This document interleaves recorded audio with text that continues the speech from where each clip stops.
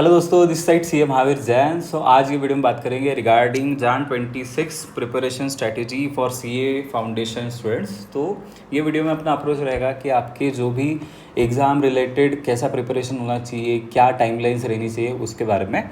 तो first of all आप क्या करो कि आपके अगर कोई लेक्चर्स पेंडिंग हो गई है तो 18 अक्टूबर तक मैक्स टू मैक्स उसको कंप्लीट करो, ताकि आपके पास में 90 डेज़ का डेडिकेटेड टाइम रहे आपके प्रिपरेशन के लिए, जो मोर देन सफिशेंट है।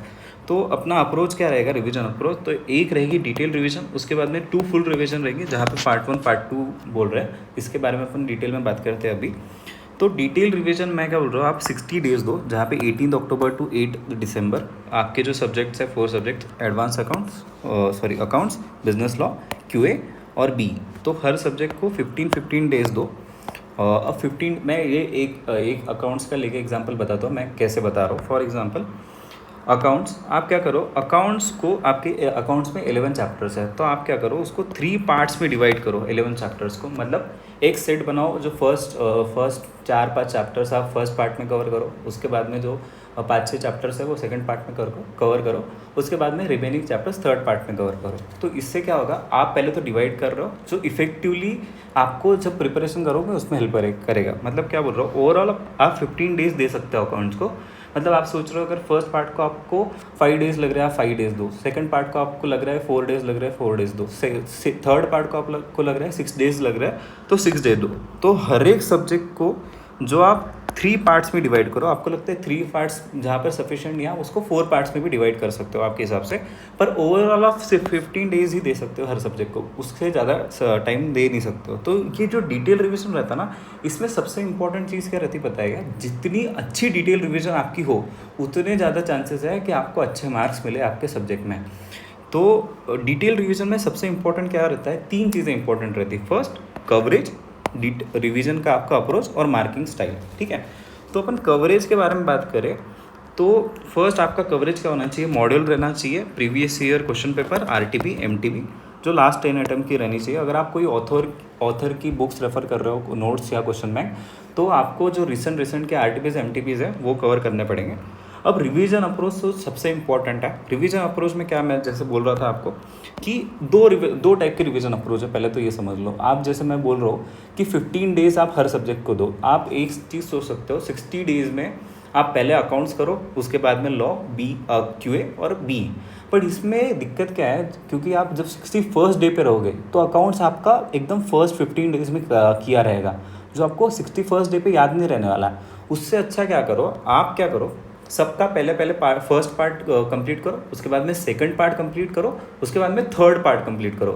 तो इससे क्या रहेगा, ऐसा नहीं होगा पहले सबसे अच्छी चीज़ क्या हो रही है इसमें, आपका प्रॉपरली रिवीजन होगा और आप प्रॉपर वेट दे पाओगे। नहीं तो आप 15 डेज़ एक साथ में दोगे, वो सब्जेक्ट को क्वालिटेटिव टाइम नहीं दे पाओगे और उससे इफिशिएंटली नहीं हो पाएगा। अगर आप उसको पार्ट बाय पार्ट करते हो तो एक अच्छी चीज़ रहेगी। ठीक है, तो इसका ये करो। उसके बाद में सबसे इम्पोर्टेंट चीज़ क्या रहती है कि मैं कैसे चालू करूँ, मैं रीड कैसे करूँ चैप्टर्स, वो सब चीज़ें। तो यहाँ पे एक माइंडसेट रखो, आपको कैसे हर कोई भी chapter, for example advance accounts की बात कर लो, आपके लॉ की बात कर लो, बी क्यूए, तो सब्जेक्ट वो चैप्टर स्टार्ट करने से पहले क्या करो कि वो चैप्टर्स में जो भी आपको याद आता है, आप 2 चीज़ें कर सकते हो। फर्स्ट एक चीज़ कर सकते हो कि जो भी चीज़ याद आता है, एक रफ बुक लो, रफ पेज लो, उसमें सब कुछ लिख लो जो जो आपको याद आता है। फॉर एग्जांपल आप अकाउंट्स पकड़ लो, अकाउंट्स में आप इन्वेंटरी पढ़ रहे हो, तो इन्वेंटरी में कौन से टाइप्स की इन्वेंटरी रहती है, इन्वेंटरी का वैल्यूएशन कैसे होता है, इन्वेंटरी के मेथड्स क्या है, फिर लीफो क्या रहता है, फीफो क्या रहता है, ये चैप्टर आपको जितना याद आता है आपने लिख लिया। उसके बाद में दूसरा अप्रोच क्या रहता है कि आपको अगर कुछ याद नहीं आ रहा होगा तो आप क्या करो, जो भी मॉड्यूल ले लो और जो भी आपके नोट्स है वो ले लो, उसमें सिर्फ हेडिंग पढ़ो, और जितना याद आता होगा ठीक है, जितना याद नहीं आता होगा तो वो भी ठीक है। ठीक है, इससे क्या होगा कि आपके बैक ऑफ द माइंड एक स्टोरी बनी रहेगी कि ये जो चैप्टर है इसमें ये चीज़ें कवर है और ये चीज़ें पढ़ना है। अगर आप ब्लैंकली रीडिंग करना रहोगे ना तो आपका फोकस नहीं बैठेगा। उसके बाद में क्या करो, वो चैप्टर को एकदम डिटेल में पढ़ो, जितनी राइटिंग प्रैक्टिस हो सकती है उतनी अच्छे से राइटिंग प्रैक्टिस करो, क्योंकि जितनी राइटिंग प्रैक्टिस ज़्यादा करोगे ना तो आपका उतना इफ़िशिएंटली पढ़ना होगा।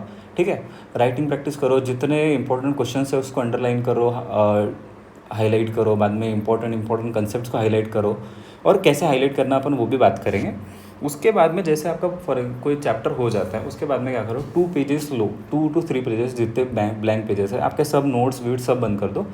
उसके बाद में ध्यान करो कि ये चैप्टर में आपने क्या क्या पढ़ा था, क्या क्या कौन से कंसेप्ट पढ़े थे, ठीक है। और वो कंसेप्ट्स को लिख लो। फॉर एग्जांपल आप अकाउंट्स का कर रहे हो तो पूरे पूरे कंसेप्ट लिख लो, फार्मूला लिख लो, वेज लिख लो, मेथड्स लिख लो। आप अगर लॉ का कर रहे हो तो सेक्शंस नंबर लिख लो, कौन से क्या क्या बोला गया है, इसमें क्या क्या फीचर रहते हैं, जो जो इंपॉर्टेंट सेक्शन नंबर है, पार्टनर्स की क्या ड्यूटीज़ है, वैसा सब कुछ लिख लो।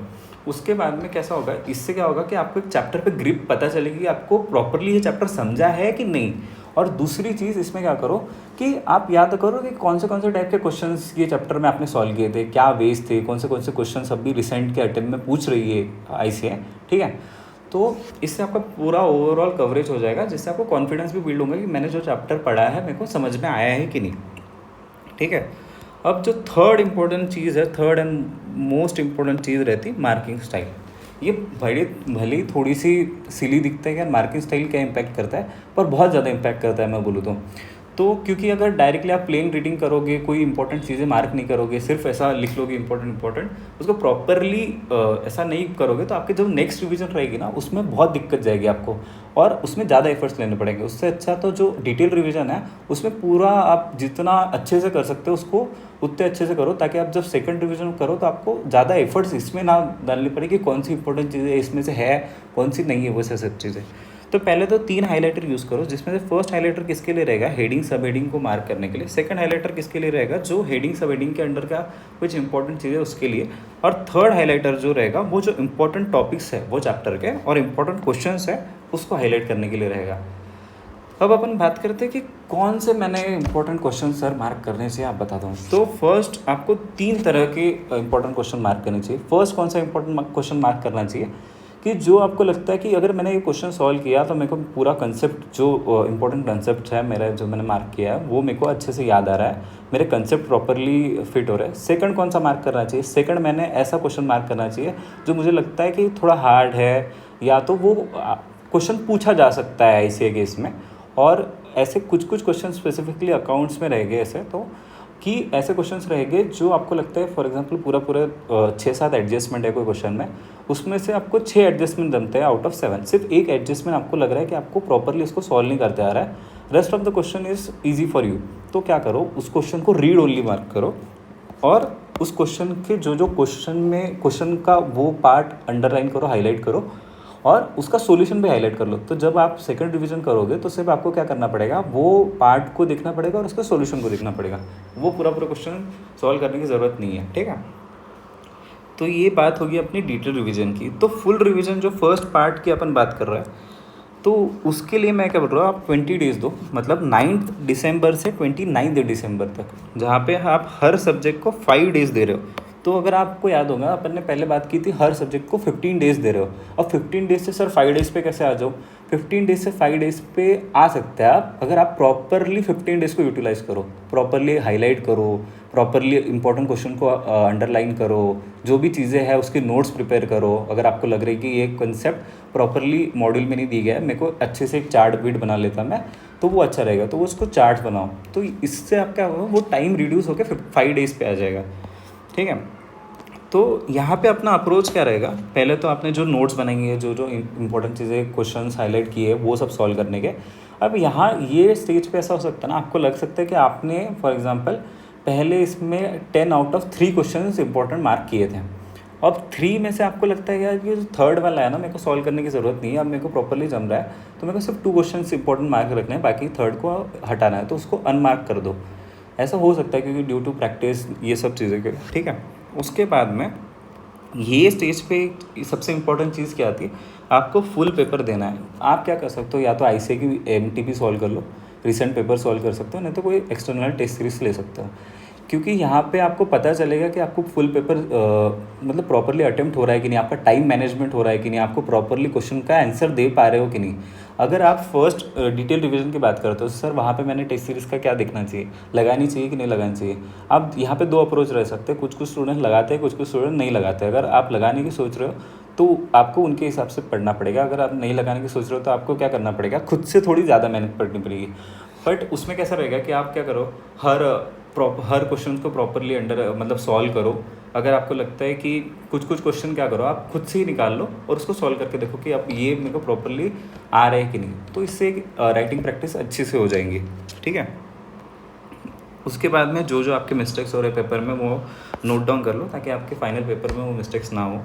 दूसरी सबसे इंपॉर्टेंट चीज़ यहाँ पे क्या बताया गया, मैं यहाँ पे प्रिपरेशन प्लानर बनाने के लिए बोल रहा हूँ आपको। प्रिपरेशन प्लानर मतलब क्या कि ये प्रिपरेशन प्लानर ये रहेगा जो आप आपके फाइनल पेपर में इम्प्लीमेंट करोगे। फॉर एग्जांपल आप को अकाउंट्स के लिए आप 4 डेज़ देते हो मैक्सिमम 4 to 5 डेज़, और बाकी सब्जेक्ट के लिए आपके पास तो 1.5 डेज़ रहता है। तो आप 1.5 डेज़ में और 4 डेज़ में करोगे क्या, कौन सा चैप्टर पढ़ोगे फर्स्ट डे पे, सेकंड डे पे। फॉर एग्जांपल अकाउंट्स को 4 डे रहे हो, फर्स्ट डे पे कौन सा चैप्टर पढ़ोगे, सेकंड डे पे कौन से चैप्टर्स कवर करोगे, वो सब चीज़ें यहाँ पे आएगी। और 1.5 डेज़ में वैसा है, फॉर एग्जांपल आपका 5 बजे पेपर हो जाता है अकाउंट्स का, तो लॉ का आप पढ़ने वाले हो तो 7 बजे पढ़ना चालू कर रहे हो, तो 7 से 10 बजे तक आप पढ़ते हो फॉर एग्जांपल। तो 7 से 10 कौन से चैप्टर कवर करने हैं, फिर नेक्स्ट डे कौन सा प्रिपरेशन करना है, उसके नेक्स्ट डे जो रहेगा पेपर का डे, उसमें क्या करना है, कौन से रिवीजन करने हैं, क्या क्या रेफ़र करना है, वो सब चीज़ें यहाँ पे आएगी। अब डायरेक्टली ये इम्प्लीमेंट करोगे तो ठीक नहीं रहेगा। उससे अच्छा क्या करो कि ये आपका जो सेकंड फुल रिवीजन है, जो पार्ट 2 बोल रहे हैं, या तो ICAI का फॉर्मेट बोल रहे हैं, उसमें इम्प्लीमेंट करो। तो ये सेकंड रिवीजन में क्या, पार्ट 2 में क्या बोल रहा हूँ कि 29 दिसंबर से तो 8 जनवरी तक ये चलेगा, जहाँ पर आप अकाउंट्स को 4 डेज दे रहे हो और बाकी सब सब्जेक्ट को 1.5 दे रहे हो, 1.5 डेज दे रहे हो। या ICAI की स्ट्रैटेजी में प्रिपरेशन रहेगा, मतलब ICAI जितना टाइम देता है पेपर्स को, उतना ही टाइम आप आपके प्रिपरेशन को दो। तो इसमें अप्रोच सिर्फ सेम रहेगा जो आपने पहले फॉलो किया, सिर्फ ऐसा रहेगा जो आपको प्रिपरेशन प्लानर आपने ऊपर बनाया उसको इम्प्लीमेंट करो। अगर कुछ चेंजेस आपको लग रहा है कि मैंने इसको ज़्यादा टाइम दे दिया, ये डे पे ये भी कवर हो सकता था, ये चैप्टर उसके बाद में कवर करना है, वैसे सब चीज़ें आप यहाँ पे चेंज कर लो। और इसमें भी आपको फुल टेस्ट सीरीज़ देनी है, जो आप लेटेस्ट पेपर या MT में दे सकते हो। उसके बाद में अगर देखो तो आपके पास 9 जनवरी to 18 जनवरी का टाइम है, 18 जनवरी को आपका पेपर है। तो 9 जनवरी अगर आप ये 9 डेज़ की बात करो तो 4 डेज़ आप अकाउंट्स की प्रिपरेशन के लिए दो, और बाकी अगर 5 डेज़ आप या बफर भी रख सकते हो। अगर आपके पास 5 डेज़ मतलब ऊपर कुछ चेंजेस हो गया, आपको लग रहा है कहीं पे ज़्यादा टाइम देना चाहिए, कम टाइम देना चाहिए, वैसा सब। और अगर आपके पास दिन बचते तो आप क्या करो कि हर सब्जेक्ट के ना जो जो इम्पोर्टेंट चैप्टर्स हैं उसको निकालो और उसका मतलब एक बार फिर से रिवीजन कर लो, ताकि वो उसका एक एडिशनल रिवीजन हो जाए जो आपके पेपर में हेल्प करे, ठीक है। तो ऐसा था आपका preparation strategy for Jan 26 attempt. अपन ने डिटेल में बात कर ली हर चीज़ों की।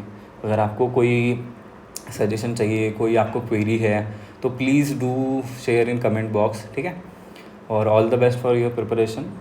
थोड़ा फोकस रहिए, थोड़ा सा ऐसा रही कि मुझे जो मैंने प्लान किया वो उसके प्लान के हिसाब से चलिए।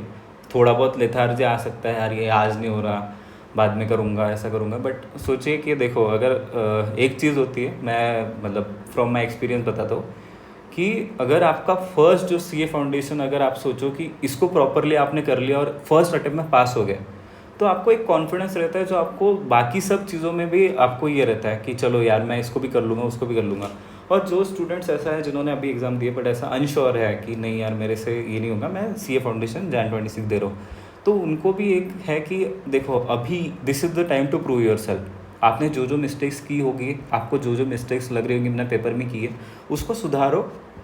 Jan 26 में clear the CA foundation and prepare for the CA inter, ठीक है। All the best, thank you and do like and share with your CA foundation student. Bye.